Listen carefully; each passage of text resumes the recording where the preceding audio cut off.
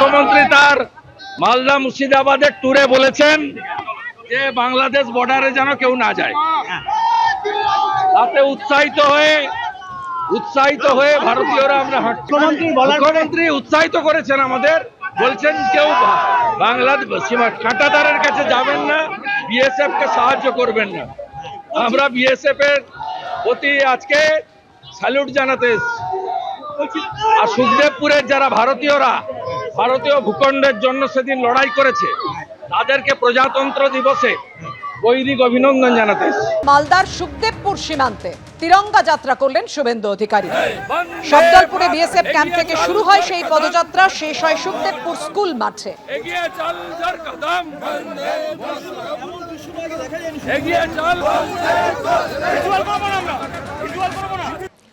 প্রজাতন্ত্র দিবসের আগে পদ্ম পুরস্কার ঘোষণা করেছে কেন্দ্রীয় সরকার। 2025 সালে মোট 139 জনকে পদ্ম সম্মান দেওয়া হচ্ছে, যার মধ্যে পদ্মবিভূষণ পাচ্ছেন 7 জন, 19 জন পাচ্ছেন পদ্মভূষণ সম্মান এবং পদ্মশ্রী দেওয়া হচ্ছে 113 জনকে, যার মধ্যে বাংলা থেকে জায়গা পেয়েছেন 9 জন। পদ্মশ্রী প্রাপকের তালিকায় ভারত সেবাশ্রম সংঘের বেলডাঙ্গা শাখার প্রধান কার্তিক মহারাজ রয়েছেন।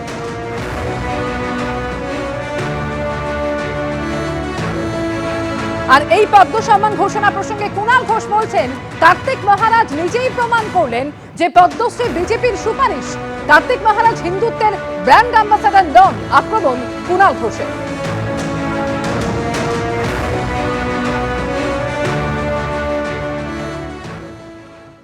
আরে কার্তিক মহারাজ ফাটিয়ে দিয়েছেন, একেবারে একা কার্তিক মহারাজ প্রমাণ করে দিলেন যে পদ্মশ্রীটা বিজেপির সুপারিশ।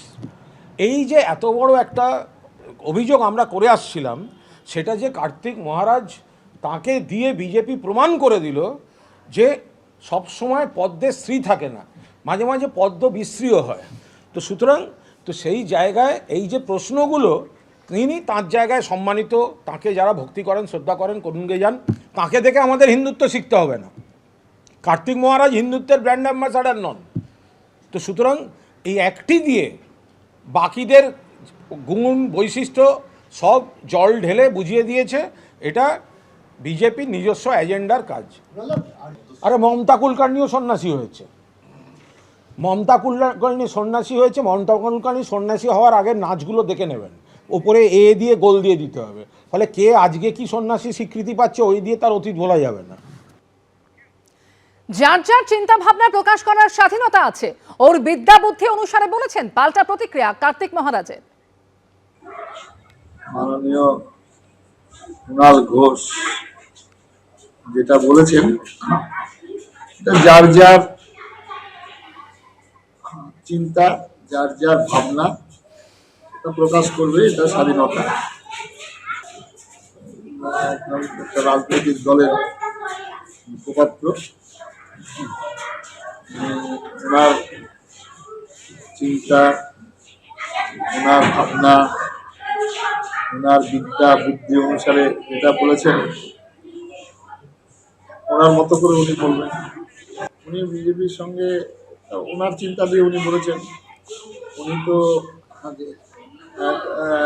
একটা কারাবরণ ছিলেন, তারপরে উনি একটা রাজনৈতিক দলের হয়ে মুখপাত্র করছেন, ওটাকে সংশোধন করছেন। উনি তো অনেক প্রাপ্তি পেয়েছেন, অনেক পেয়েছেন।